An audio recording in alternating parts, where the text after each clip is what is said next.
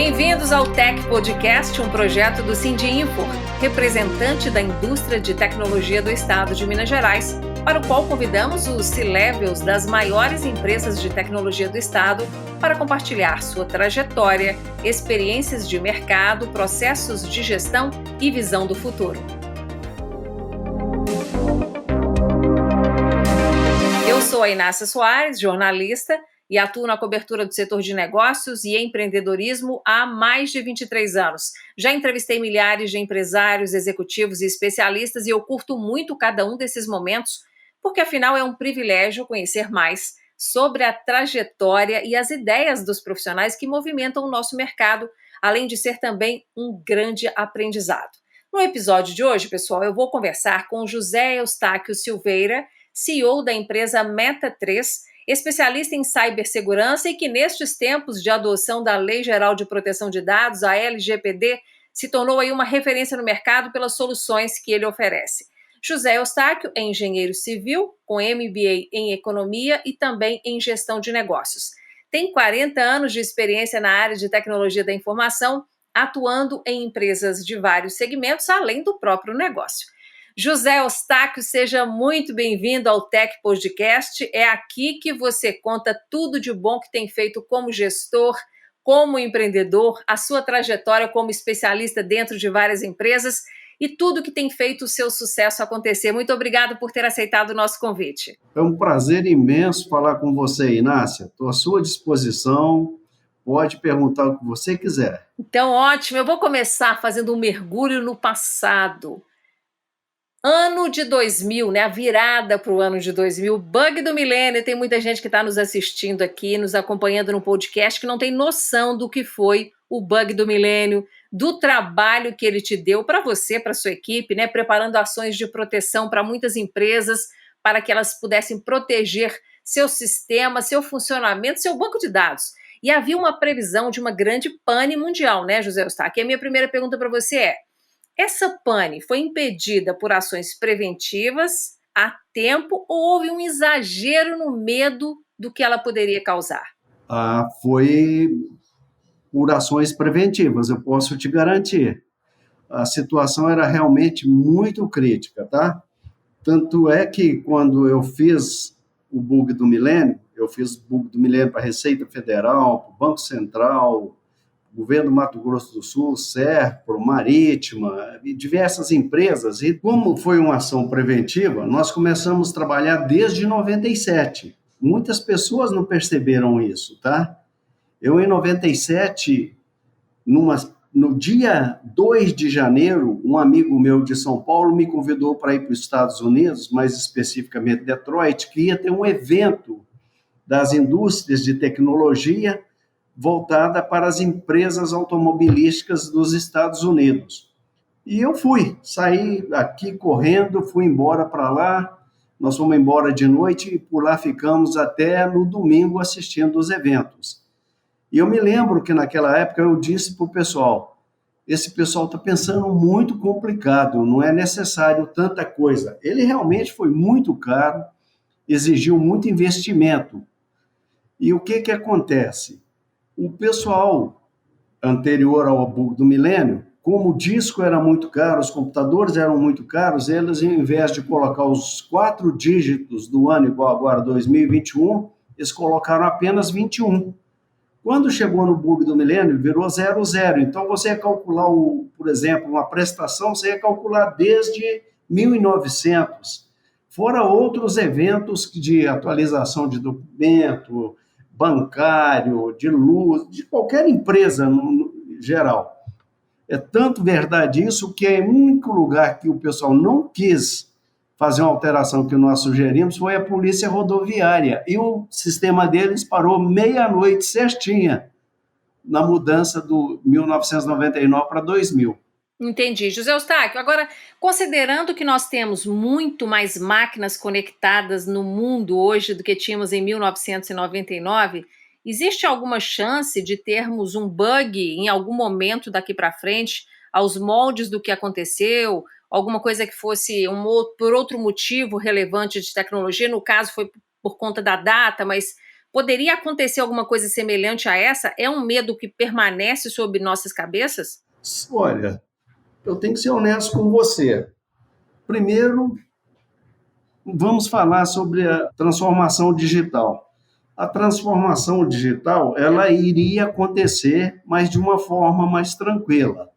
Entretanto, a pandemia veio e obrigou todo mundo a fazer transformação digital nas empresas deles em velocidade que não era esperada, né? Com muito efeito colateral, com muito problema. Eu acredito, inclusive, o que aconteceu recentemente com o Facebook, eu acredito piamente que deve ter sido um estresse do parque computacional deles, que eles chamam de backbone. Com a pandemia, aconteceram muitas coisas que ninguém imaginava. Primeiro, foi todo mundo trabalhar em casa. Segundo, todo mundo compra online. Todo mundo pede alimentação online.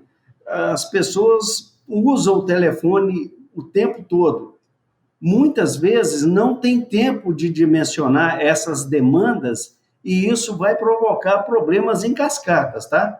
Sem contar outros efeitos colaterais, que são os casos de ransomware.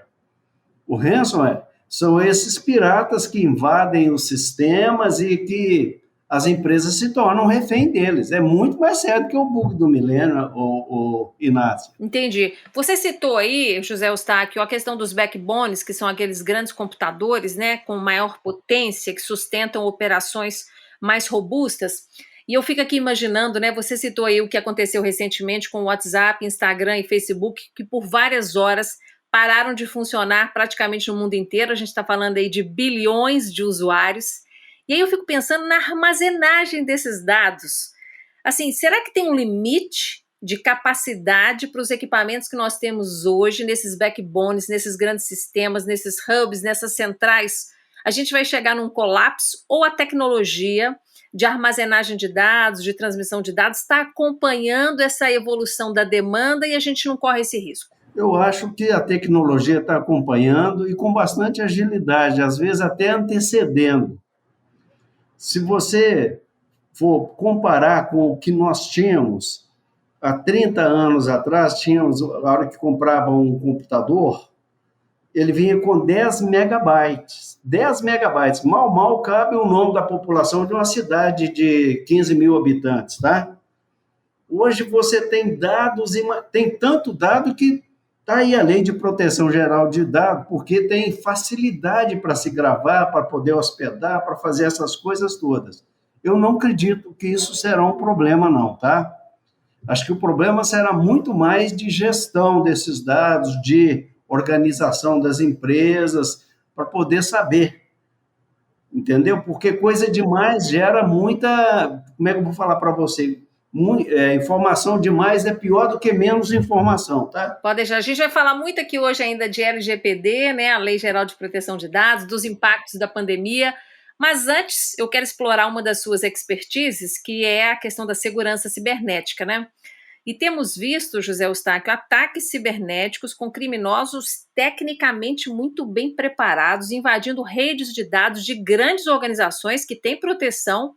E eu te pergunto, tem sistema, tem firewall que proteja 100% uma instituição?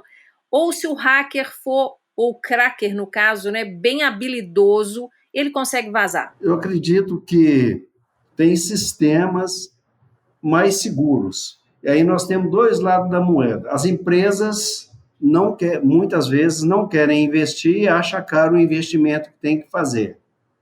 Compram um software mais barato. Eu vejo muito comum, você vai oferecer um software que faz a gestão geral a nível de comportamento de usuário, essas coisas que detecta e antecipa um possível evento de ransomware.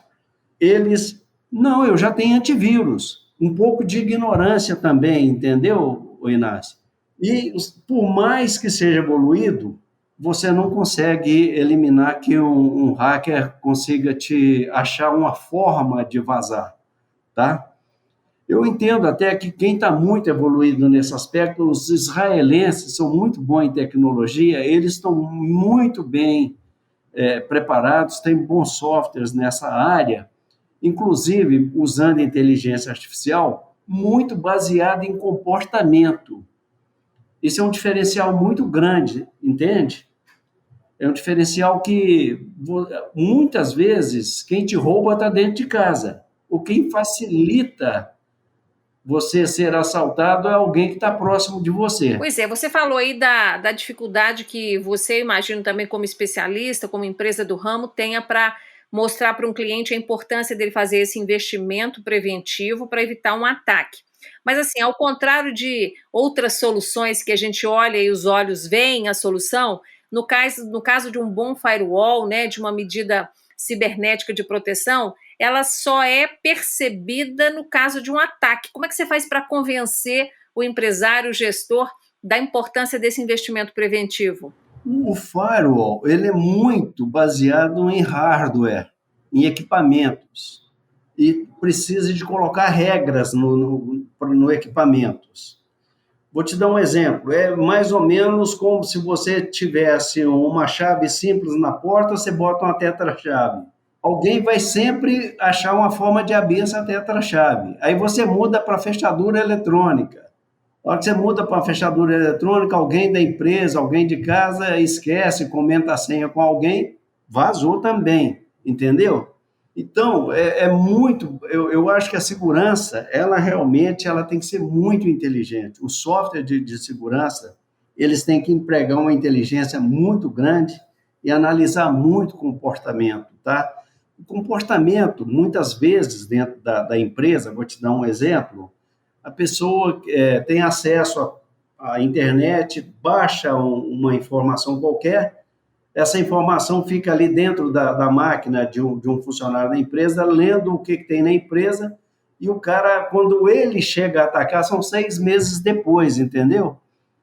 Então, as portas de entrada, como você disse, hoje todo mundo acessa, todo mundo a home office, as portas de entrada são mais críticas, são mais abertas, né? Vamos dizer assim. Tá ok? Eu conheço uma empresa que estava no início da pandemia, reuniu o pessoal todo numa sexta-feira e falou: a partir de agora todo mundo home office.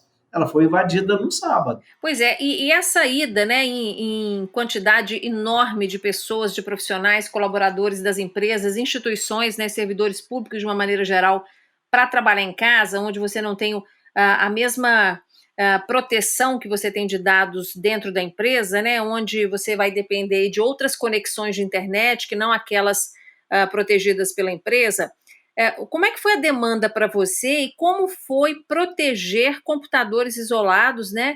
Pontos isolados de acesso ao sistema da empresa que acabou tendo que ser liberado para esse trabalho remoto, porque senão a empresa não ia funcionar. O que foi feito de mais significativo nessa proteção, José Eustáquio? Quando o computador é da empresa, você pode instalar um software e a gente considera que o computador da empresa pode estar lá em Belém do Pará, na mão de um funcionário, ele é um endpoint. No caso, os softwares mais inteligentes instalam um programinha no computador que vai lendo tudo que a pessoa faz e todas as entradas. Você colocou um pendrive, ele avisa que você colocou um pendrive. Você ouviu uma música e copiou no pendrive, ele avisa e conhece, sabe até a música que você pegou, né? Quando você faz isso, você não fica vulnerável. Mas como foi improvisado, ninguém lembrou que tinha que colocar segurança nos notebooks, nos telefones, ninguém lembrou de nada disso, tá? Então, teve muita invasão. E no caso de empresas públicas, às vezes é mais crítico. O usuário vai para casa e usa a máquina dele, a máquina da esposa dele, a máquina do irmão dele, que está cheio de coisas que ninguém sabe o que pode estar, e nem, às vezes, tem nenhum antivírus. Ô, José, está aqui uma curiosidade. No caso de invasão, sabe umas que a gente vê aí que são mais notórias, que chamam a atenção até da mídia mundial, que entra aquela imagem, né, de bloqueio das telas e tal. Esse tipo de invasão cibernética deixa alguma sequela no sistema ou uma vez pago aquele resgate aí, como dizem os criminosos, a empresa é 100% liberada e limpa daquela invasão? Teoricamente, sim. Mas você não tem garantia nenhuma. Isso é a mesma coisa daquele chantagista que tem uma foto sua, que tem uma gravação sua e que te entrega uma cópia. Para começar, eles não são sérios. Se eles estão hackeando, fazendo isso e chantageando, você acreditaria que eles seriam honestos para nunca mais fazer nada? Não, a gente não pode confiar. Mas eu estou querendo saber se eles deixam algum rastro, algum dano no sistema. Pode, porque, na verdade, ele vai mexer dentro de programas, tá? Nessa situação, ele mexe dentro de programas, encripta bases de dados e pode deixar alguma coisa lá rodando que você nunca perceba. E um dia pode disparar. Quer dizer, a gente está refém desse tipo de situação ou existe alguma esperança de que possamos bloquear as janelas de invasores? Totalmente nunca, né? Mas que vai aumentar, ampliar muito a segurança, com certeza. Se você pegar o valor econômico, toda semana tem reportagem falando sobre cibersegurança, sobre invasões, que a gente não ouve falar, falando que as empresas não querem investir, que é preciso investir, que não é um custo, é um investimento. Isso é quando você está construindo a sua casa. Você sabe que se você colocar uma janela de vidro, fatalmente qualquer pessoa que quebra o vidro entra na sua casa. Você vai colocar uma grade, uma coisa qualquer. E assim as empresas também vão mudando o comportamento, com medidas que sejam realmente bastante seguras. E os softwares hoje são muito inteligentes. Eles é capaz de avisar se alguém entrou numa determinada catraca, se entrou, passou por um determinado lugar que uma câmera captou a imagem dele. Então, você tem, hoje está bastante seguro, mas as empresas têm que estar dispostas a investir, viu, Inácia? Se não investir, não adianta. Só com reza não vai adiantar. Acender vela não resolve. Então, para a gente encerrar esse assunto aí da cibersegurança, uma última perguntinha. As empresas que, em geral, são invadidas, passam por algum tipo de dano assim provocado por um criminoso, são as que decidem investir, pela sua experiência, ou você tem tido cada vez mais empresas fazendo isso preventivamente? Depende muito do perfil da empresa. Uma empresa que está ranqueada na bolsa, ela tem que estar compliance. Então, automaticamente, ela tem que investir. Uma empresa que lida com informações sigilosas, por exemplo, prestação de serviço, aprovação de crédito para bancos, crediários, cartões de créditos, essas sabem que elas são o foco para ser invadida, elas investem. Por outro lado, vamos pegar, por exemplo, o setor hospitalar, que tem informação de paciente, tem coisas importantíssimas. Eu ainda não tenho visto assim, um movimento efetivo deles investindo em segurança. Entendi. Mas assim, o susto deve ajudar muita gente a tomar essa decisão, né? Ah, com certeza. Você pode ter certeza, depois que o ladrão entra, você bota a tranca. E um mundo cada vez mais conectado, as empresas têm que ter atenção com essa questão cibernética, porque tudo pode se colocar a perder por uma fragilidade aí de uma porta que não foi pensada, uma fechadura para ela, que ficou aberta por descuido ou por má intenção. Então, aproveitamos para que esse podcast deixe esse alerta para quem está nos assistindo aqui, também possa compartilhar essa informação com outros gestores, com outros empresários, né, José Eustáquio? Tem mais uma coisa que eu gostaria de acrescentar, é que muitas vezes algumas empresas que foram invadidas não tinha um trabalho contínuo, tipo assim, tirar cópia de segurança dos arquivos semanalmente ou diariamente, conforme for o caso, entendeu? Nesse caso, dificulta muito voltar à situação anterior. Aí você realmente fica refém do hacker, tá? E elas também vão investir nisso aí que eu estou te falando. Não, faz parte da segurança, é o comportamento. E esse comportamento que a gente fala das empresas é o que nós chamamos de DevOps. Como você organiza o seu desenvolvimento de aplicativos, a sua operação, o seu dia a dia, como que você trabalha com as suas bases de dados. Isso tem que estar tudo afinadinho, trabalhando em linha para que não haja problema. Os bancos, por exemplo, eu tenho certeza que eles não perdem nada. Por quê? Sempre à meia-noite eles param e vão fazer backup de todos os movimentos bancários do dia até 6 horas da manhã. Eles criam essa janela, porque sabe, se tiver algum problema, eles não conseguem voltar. Com o backup, ele volta, não é isso? E algumas empresas aí que foram hackeadas não tinham essas cópias. José Eustáquio, eu ia encerrar esse assunto de cibersegurança, mas não tem jeito, não. Você tocou aí num ponto importante, que é o backup, né? Que não diz respeito apenas aos grandes computadores, aos grandes sistemas, às grandes empresas. Qualquer empresa pequena, micro, precisa pensar num backup, né? Que seja diário de preferência, semanal, no máximo, não sei. Eu quero que você dê uma dica prática para quem não tem acesso aí a muitos recursos, mas que entende, né, está nos ouvindo aqui, sabe da importância da tecnologia da informação e quer dar um passo de maior segurança com o seu negócio. Por onde começar? Olha, até você não estando trabalhando, sendo só você usando o seu notebook, eu recomendo que pelo menos uma vez por semana você copie seus dados e guarde num arquivo à parte, tá? Se você não tem isso, o ideal é você trabalhar em nuvem. Vou te dar um exemplo muito prático. Hoje, todos os telefones mais modernos, você tem os seus contatos na nuvem. Vou pegar Apple, por exemplo, tá? Você tem o iCloud, você tem seus e-mails no iCloud, você tem suas fotos no iCloud, você tem os seus contatos no iCloud, você tem uma série de coisas. Você não tem tudo, mas já é uma segurança. Não tinha coisa mais desesperadora do que quando alguém te roubava o telefone, você perdia o telefone, você tentando rever os contatos.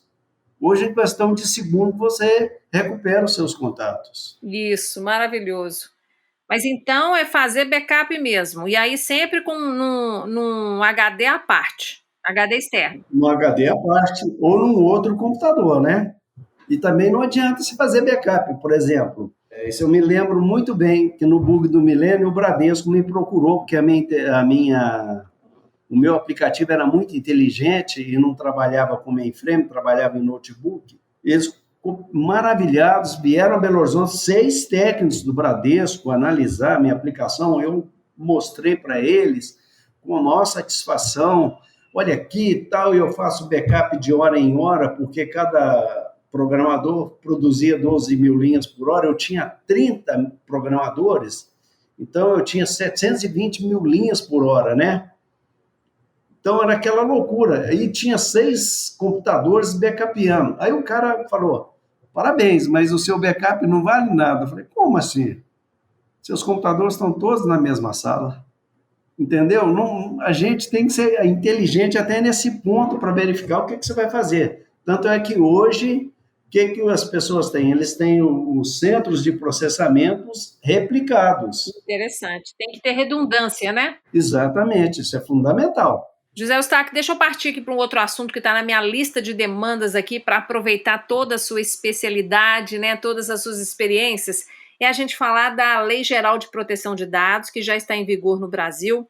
Demorou um pouquinho, foi adiada várias vezes a cobrança, a implementação obrigatória, mas agora já está valendo. O que você tem visto de erros por aí, de empresas que estão vacilando na implementação das exigências da LGPD? O erro mais comum que eu tenho visto é as empresas acreditarem que contratando um escritório de advocacia e eles analisando os documentos, essas coisas todas lá e organizando para que tenha um processo legal, está resolvido o problema.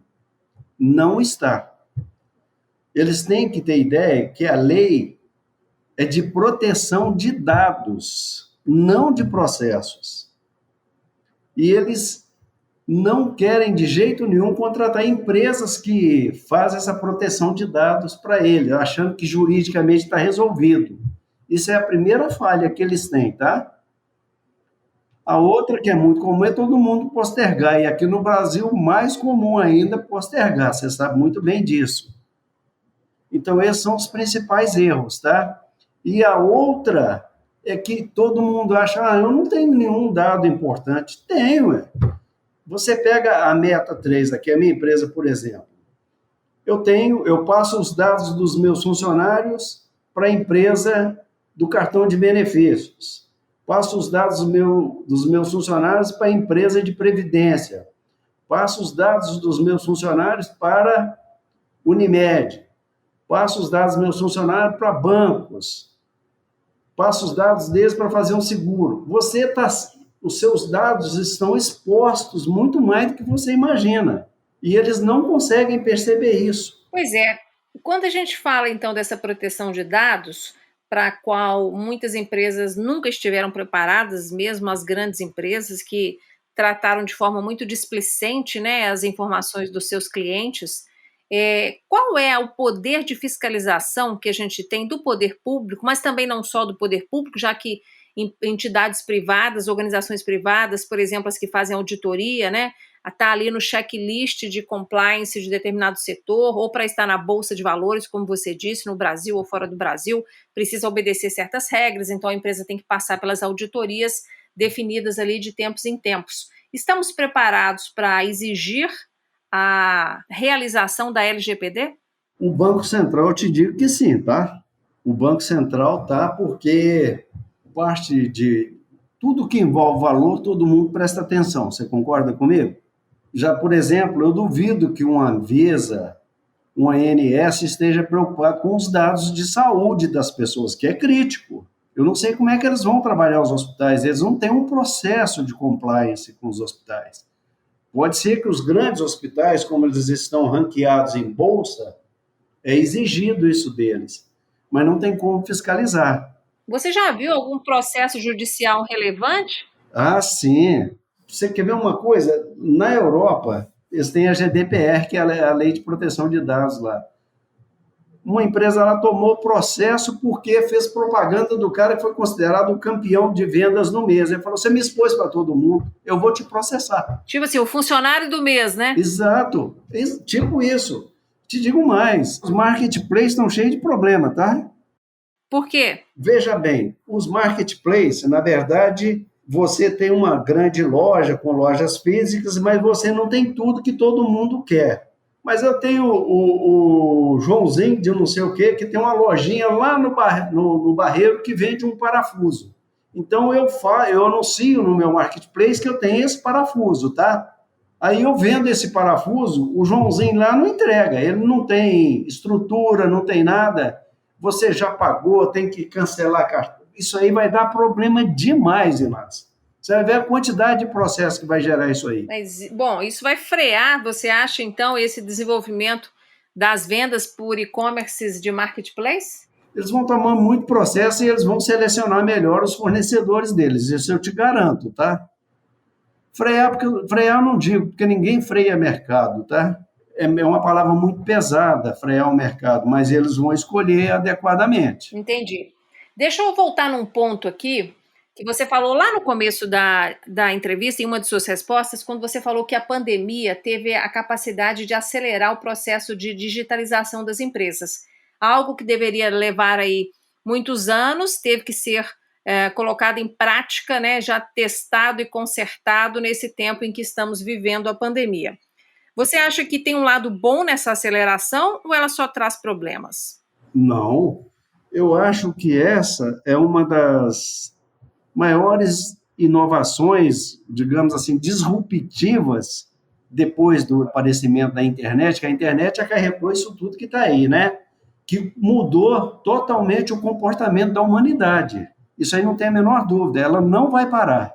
O que acontece, que é o lado perverso desse negócio, as empresas, elas não têm capacidade de atualizar, migrar, reescrever os sistemas de maneira que fiquem totalmente voltados para a transformação digital. Eu estava ouvindo uma rádio, tá? E um ouvinte estava reclamando na rádio, isso aí você, se não puder falar, você me reclamando da Receita. Está tudo voltado, a Receita fechou em diversas cidades do Brasil, não sei se você sabe disso. Só tem basicamente nas grandes capitais e nas grandes cidades, porque resolve tudo pela internet. Acontece que é o seguinte, o cara falou assim, eu vou fazer um log, você tem que baixar um aplicativo. Eu vou fazer uma correção, você tem que baixar um aplicativo. Eu vou fazer isso, você tem que baixar um aplicativo. Aí ele falou que conversou com o fiscal da Receita, O fiscal fala, não, é porque o sistema antigo fazia isso. O que acontece? A transformação digital veio, está caminhando, não tem nada que vai parar ela, mas precisa de melhorar muito. Esses marketplaces aí que a gente compra demais, é uma dificuldade para você lidar com o site. Porque lá atrás estão sistemas antigos. Na verdade, eles fazem uma camada de interfaceamento com o usuário final, né? E isso vai dando problema, vai desgastando, é cansativo. As empresas vão ter que investir muito ainda na área de transformação digital. Vai para muito melhor, tá? Nós temos inovações importantíssimas. Consulta online resolve tanta coisa, você concorda comigo? Com a Covid, você vê que a consulta online estava parada e tinha um ou outro médico que pensava nisso. Com a Covid, até por questão de defesa e de saúde, essas coisas todas, as empresas entenderam que poderiam fazer a consulta online. E hoje tem empresas que estão baseadas, empresas de plano de saúde baseadas em consulta online.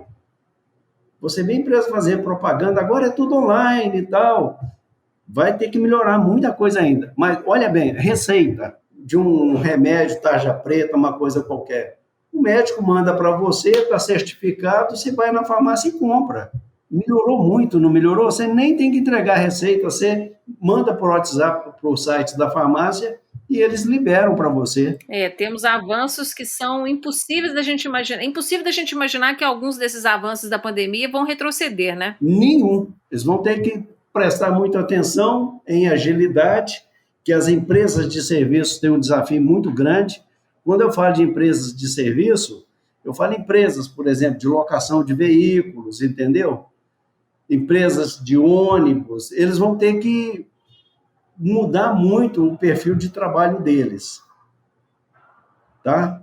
Porque hoje a gente quer agilidade, nós somos impacientes demais.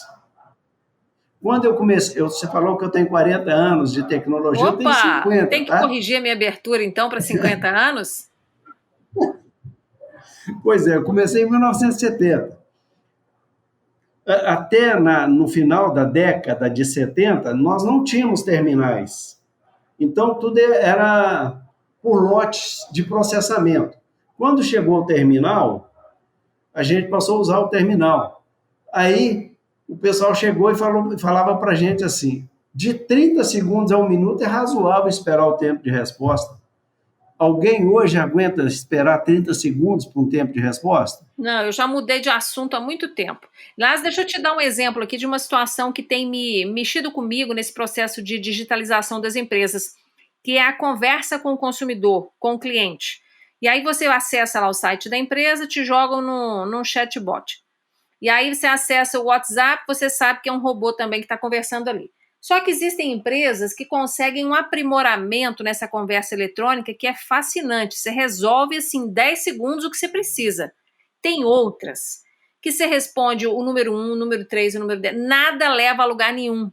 A programação ali está muito ruim. O que você está vendo nessa história da interface da inteligência artificial com os consumidores, com os clientes, hein? Que te chama a atenção, José Eustáquio? Olha, eu vou te dizer que a primeira coisa que acontece na área de tecnologia, quem desenha um formulário é um técnico. Muitas vezes ele não sabe exatamente o que é uma interação. Esse é um desafio. Tanto é que agora está formando os UIX, os expertise em desenhar formulário para poder ter interação, essas coisas todas. Concorda comigo? Isso vai ser um grande passo. Você vai ver que vai ter escolas, faculdades aí para formar esse pessoal. Porque todo mundo trabalhava lá no BET, lá naqueles sistemas PEDURos. Além do mais, mesmo que seja no seu telefone, que seja interação, na verdade ele aguarda a resposta de sistemas antigos, às vezes é mal feito esse interfaceamento, ou a empresa não está bem dimensionada, por exemplo, para poder dar resposta. O backbone está trabalhando acima de 70%. 70% para mim é 100%, está cheio, entendeu? Então não consegue dar um tempo de resposta, aí cancela aquela resposta. Isso é muito comum. Ontem minha esposa estava fazendo uma compra numa farmácia, ficou esperando 2 minutos e meio um tempo de resposta, ela caiu, eles falaram que ia mandar um e-mail e nunca mandou. Isso acontece muito até. É isso que eu te falei da transformação digital. Ainda tem muito caminho e isso vai pagar, durante um tempo, nós vamos pagar esse esforço, porque tem que atualizar sistemas que estão na retaguarda, tem que melhorar o interfaceamento entre os seres humanos, né? E a inteligência artificial realmente vai ajudar muito, porque ela vai acostumando a trabalhar com você, né? Através do seu comportamento. Vou te dar um exemplo. Eu trabalho com um banco, eu costumo tirar uma determinada quantia todo fim de semana. Quando eu chego lá, que eu passo o meu cartão, ele já me dá o saque com a opção do valor que eu estou acostumado a sacar. Já é um avanço. Entendeu? Porque você faz N transações, o cansativo é você quer fazer um saque, é 10, 20, 30, não é esse, é outro valor? Aí fala, então digite o valor. Isso irrita qualquer um, você concorda comigo? E elas vão ter, e as empresas vão ter que se preparar. A transformação digital é muito mais além disso que está acontecendo hoje. Nós estamos iniciando a transformação digital. Eu gostaria de poder ficar mais 50 anos para ver essa transformação, tá? Que vão ter bons desafios. Ou seja, tem muitas oportunidades para as empresas que estão nos assistindo aqui, nos ouvindo nesse podcast, lançarem serviços, né, produtos para ajudar as empresas nessa escalada da transformação digital. E por falar nisso, eu quero voltar ainda num ponto da pandemia que tem a ver com tudo isso que a gente está falando, que é a contratação de mão de obra de outras regiões. Eu sei que você, na Meta 3, tem colaboradores que não são apenas do local da sede da empresa, né? Mas que estão colaborando com as soluções, com os projetos da empresa de outros lugares do país e até de fora do Brasil, não é isso? Tem perdas, né? Tem perdas. Eu coloquei um profissional num projeto super estratégico de uma grande empresa, ele simplesmente desapareceu. Porque quando eu contrato alguém, eu pego um notebook zerinho, instalo os softwares da minha empresa, essas coisas todas. Ou, no caso desse cliente, eu tive que mandar aparelhos específicos para essa aplicação. Ele simplesmente desapareceu. Não é o comum, tá? Na maioria das vezes, tem ganhos. E a outra coisa que tem que fazer é o seguinte, como você não está vendo alguns profissionais, eles costumam trabalhar para mais de uma empresa simultaneamente também, tá? Isso é ruim? Para ele não é, mas para a empresa, se ele cumprir o que está contratado, ele pode fazer o que ele quiser. Agora, nós temos um outro problema, Inácia. Ninguém sabe como é que a Justiça Trabalhista vai olhar isso aí futuramente. Que a Justiça Trabalhista está quietinha. Talvez até não esteja mexendo com as empresas por causa da pandemia. Isso é um outro problema que nós vamos ter mais para frente, tá? Você acha que pode vir uma avalanche de processos trabalhistas? Eu espero que não, tá? Porque depois da alteração trabalhista que fez no governo Temer e depois esse outro retoque que teve agora no governo Bolsonaro, reduziu muito as demandas na justiça trabalhista, tá? A gente vai acompanhar, né, de perto essa evolução desse sistema no qual estamos inseridos, sabendo que a pandemia modificou muitas regras, abriu oportunidades, né, em função das dificuldades. Eu acho que há uma certa tolerância de todos os lados com coisas que não seriam aceitas em tempos normais, mas que durante a pandemia se torna, às vezes, uma ação de sobrevivência. Fica aqui um para casa para todos nós nessa sequência de podcasts para acompanhar, com a pandemia já controlada, como estarão ajustados, né, como estarão sedimentadas essas questões. Para a gente caminhar para o encerramento, José Eustáquio, eu quero saber de você uma coisa. Você costuma dizer que o empreendedor, e eu quero entender mais o seu ponto de vista, que ele não pode impor limites. E aí eu quero saber, impor limites para ele mesmo, para as outras pessoas ou para a organização de maneira geral? Eu disse no sentido de ser para a pessoa mesmo. Eu vou dar um exemplo meu, Inácio. Eu sempre fui muito ousado, viajava demais para o exterior, fiz grandes parcerias, inclusive hoje tenho parcerias com a empresa de Israel, grandes parcerias em Israel, nos Estados Unidos, e aconteceu uma coisa muito engraçada. Eu estava em São Francisco, descendo aquela rua que tem um bondinho, e quando eu vi, uma pessoa gritou de lá: José Eustáquio Silveira, é mais fácil te achar em São Francisco do que te achar no Belvedere. Aí, caramba, eu levei aquele susto, olhei, e era um conhecido da área de tecnologia. Aí ele falou assim: eu estou te procurando, cara, porque eu sei que você é um cara ousado e tem 2 garotos aí que descobriu um algoritmo de pesquisa que eles vão derrubar o Yahoo. E eles querem fazer parceria com alguém para ir para o Brasil. Sabe quem que eram esses 2? Os fundadores da Google. Olha! Isso em 98, tá? Porque a Google disparou em 98. Entendeu?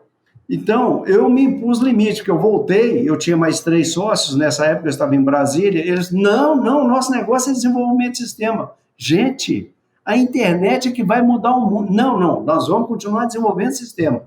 Eu não tive peito e me impus o limite. Eu devia ter voltado nos Estados Unidos e falar: não, eu vou com vocês e vou abrir um escritório em São Paulo. Entendi. Ou seja, não tem que pensar pequeno, pode pensar grande, está autorizado. Muito, muito grande. Deve, viu? O custo, o igualzinho diz o lema, sonhar grande tem o mesmo custo sonhar pequeno, né?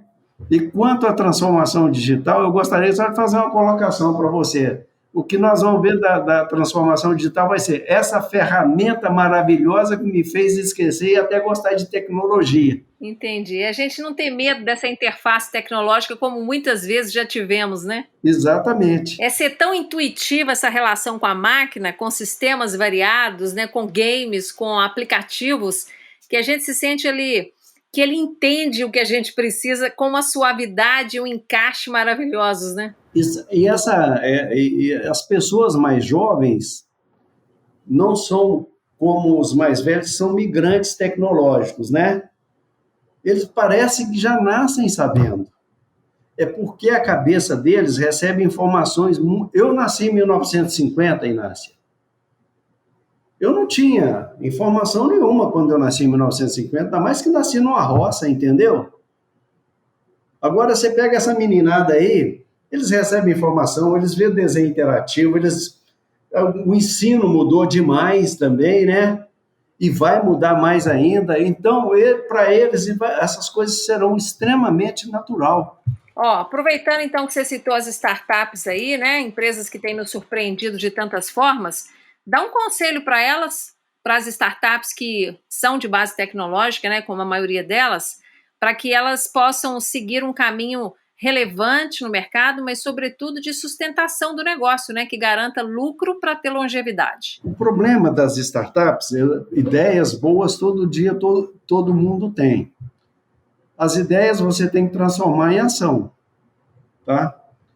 E a grande coisa é que quem está com a startup, com uma empresa, ele precisa de saber que, apesar da ideia ter sido dele, outras pessoas podem melhorar a ideia deles e criar e ampliar aquelas ideias e transformar num grande negócio. Não reter como se fosse aquilo só dele, entendeu? Eu, por exemplo, investi numa empresa, numa startup, fui lá, tirei ela de dentro da Funsoft, trouxe aqui para dentro da minha empresa, eu não consegui caminhar. Foi até ela quebrar e os meninos brigarem, eu perdi meu investimento todo. E numa ideia espetacular, tá? Mas o que houve? O dono da ideia brigava com todo mundo, era só ele que podia fazer as coisas, se não fosse do jeito dele, não fazia, foi todo mundo abandonando no final de 2 anos. Uai, é artista, não é empresário, não? Ele era autista, né? Não, artista. Artista que ninguém pode pôr a mão na obra dele. Aí, no caso do artista, tá certo, mas no caso de uma empresa, se não tiver associação com outros talentos, não vai para frente. Exatamente. Eu propunha para ele, não, vamos criar uma equipe para desenvolver. Não, não, não, isso aqui deixa que eu resolvo. Vamos fazer, não, deixa que eu resolvo. Todo mundo foi saindo e largou ele. Inclusive tomou briga na justiça dos ex-sócios da ideia lá, que traçaram a startup junto com ele, entendeu? E eu fiquei por conta de comercializar. Eu falei, eu vou trazer e vou comercializar a solução. José Eustáquio, olha, que essa experiência ruim não te desanime de estar perto das startups que têm tanta ousadia de levar alguma para dentro da Meta 3, ou de você ser um investidor em alguma delas, né, que seja assim naquele momento de paquera, para quem sabe pensar aí num investimento mais robusto, até comprando a empresa, fazendo uma fusão, que você não se afaste, que você sabe que por mais inovador que você seja, e com a sua experiência isso é muito interessante, sempre tem gente pensando melhor do que a gente, né? Ah, com certeza, com ideias muito melhores, né? Agora, eu e o meu outro sócio, o pessoal brinca conosco, nós somos dois jovens idosos startupeiros. Ah, que joia! Então você está cercado pela inovação de qualquer forma, né? A gente está sempre criando, e eu sempre me mantenho rodeado de jovens. E converso com eles e trafego no meio deles, apesar de ter 71 anos, né? Mas quando você tem 71 anos, você pensa como, se a sua cabeça estiver boa, você pensa como se você tivesse 25, tá? Ah, eu sei, eu acredito nisso. Entendeu? A mente não envelhece, não. E é bem por aí. Os bracinhos é que às vezes ficam mais curtos, as pernas com menos agilidade, mas a mente não envelhece. Nada que você não faça uma boa caminhada, um bom pilates e continue cuidando do seu corpo e cuidando da mente, né? Nada que musculação não te ajude a resolver também sobre isso, né? Exatamente, viu, Inácio? Tem que acreditar e ser otimista, viu? E trabalhar duro, né? Não dá, as coisas não caem do céu. Exatamente. Só rapidamente contando algumas inovações que nós estamos fazendo aqui. Nós criamos um aplicativo aqui que lê todas as planilhas Excel de uma organização. O que nós percebemos? As planilhas Excel são gavetas fechadas, só aquela pessoa que lida com Excel é que sabe. Ele sai de férias e ninguém sabe onde que está aquela informação. Muitas vezes elas podem ter, inclusive, informações sigilosas ou informações que podem dar problema para você com a lei de proteção de dados, ok? Ou seja, aquela migração automática, né, de aplicativos e de documentos. Exatamente.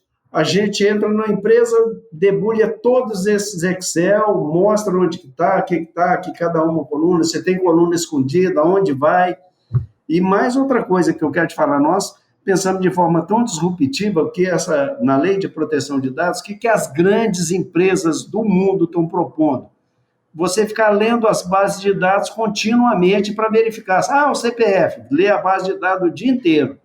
Isso é um custo imenso de processamento de dados, de energia, e ainda vai atrapalhar até seu tempo de resposta, porque você vai precisar de buscar um dado e ele está lá lendo, entendeu?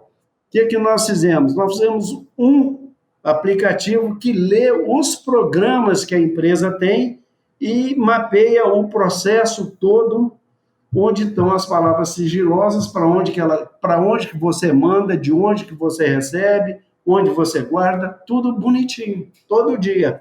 Isso já está em operação no mercado? Já tem gente usando? Sim, eu usei o software que eu fiz no Bug do Milênio, Inácio. O software do Bug do Milênio fui eu que fiz.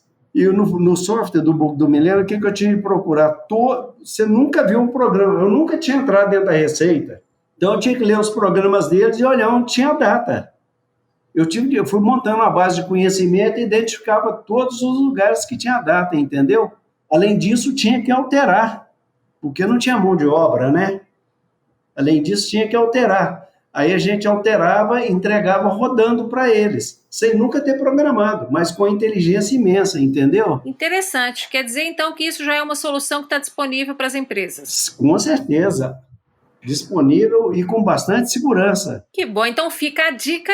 Quem se interessar aí, faz contato com a Meta 3, conversa, pede para tomar um café, viu, ouvinte? Você que está nos acompanhando aí, não se furte de ser ousado, como disse aí o José Eustáquio para você que é empreendedor ser. Fala assim, eu quero tomar um café com o CEO da Meta 3, eu quero que ele me explique esses dois serviços que a empresa colocou no mercado. Pode ser assim, José Eustáquio? Claro, vou ter o maior prazer que eles venham tomar café aqui, porque eu sou produtor de café e tenho um café especial delicioso, viu, Inácio? Olha, menina, a gente nem chegou nessa parte do café, eu não sabia disso. O dia que você quiser vir tomar um café, minha convidada. Combinado, pode deixar que nós vamos. Eu adoro café. Você sabe que para mim café é o cheiro de alimento mais gostoso que tem, aquele que vai na minha alma. Conversa com todas as minhas boas memórias nessa vida é o café. E eu vou te contar muitas coisas a respeito do café o dia que você vier tomar comigo, tá? Ah, pode deixar que nós vamos marcar, viu? Mas por hoje o nosso tempo já está até um pouco estourado, mas a conversa foi boa. A gente foi rendendo. Isso acontece com quem tem muita experiência, como o José Eustáquio Silveira, a quem eu agradeço muito aí por estar conosco no episódio de hoje do podcast. Eu quero agradecer muito a você, né, fundador e CEO da Meta 3, e lembrar para todo mundo que está nos acompanhando que vocês podem acessar os episódios do Tech Podcast pela sua plataforma preferida e também pelo IGTV e ainda pelo canal oficial do Sindinfor no YouTube. José Eustáquio Silveira, muitíssimo obrigada por tudo que você compartilhou conosco e pelo seu tempo aqui neste podcast, viu? Até a próxima. Até a próxima, Inácio. Foi um prazer imenso falar com você, viu? Eu agradeço demais a sua atenção. Você é uma pessoa especial. Ah, imagina! Eu adoro conversar com pessoas como você, experientes e tão ávidas por compartilhar, porque eu acho que isso também é muito importante, né? Assim, não ter receio de ensinar, não ter receio de dizer o que você fez, onde você errou, porque eu acho que a gente aprende tanto quando fala também do que a gente fez, não só tem a força de ensinar, né, de sensibilizar, de tocar outras pessoas, mas eu acho que a gente acaba fazendo também uma autorreflexão, isso é bom para nós, volta também para nós, né, José Eustáquio? É verdade, com certeza. Ó, conto com você numa próxima oportunidade, viu? Por hoje é isso, muitíssimo obrigada. Boa tarde. Bom, pessoal, eu espero que vocês tenham gostado do episódio de hoje e aproveitem para seguir o Sindinfor nas redes sociais. Acompanhem de perto as novidades do motor da indústria digital. Eu fico por aqui e conto com você no próximo episódio. Até lá!